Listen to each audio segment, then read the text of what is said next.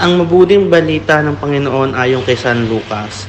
Noong panahong iyon, sinabi ni Jesus sa kanyang mga alagad, walang mabuting punong kahoy na namumunga ng masama, at walang masamang punong kahoy na namumunga ng mabuti.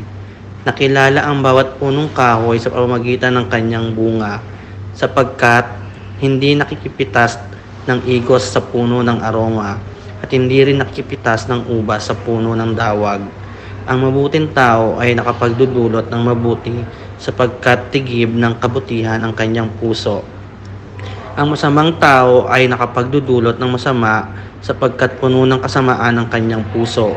Sapagkat kung ano ang bukang bibig, siyang laman ng dibdib. Tinatawag ninyo akong Panginoon, Panginoon, ngunit hindi naman ninyo ginagawa ang sinasabi kong ipakikilala ko sa inyo kung kanino natutulad ang bawat tumalapit sa akin, nakikinig ng aking mga salita, at nagsasagawa ng mga ito.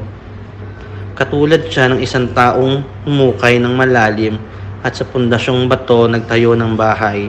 Bumaha at tubig ay bumugso sa bahay na iyon. Ngunit hindi natinag sapagkat matatag ang pagkakatayo. Ngunit ang nakikinig ng aking mga salita at hindi nagkasagawa nito ay katulad ng isang taong nagtayo ng bahay na walang pundasyon. Bumaha, nadaanan ng tubig ang bahay na iyon, at pagdakay bumaksak. Lubusang nawasak ang bahay na iyon. Ang mabuting balita ng Panginoon.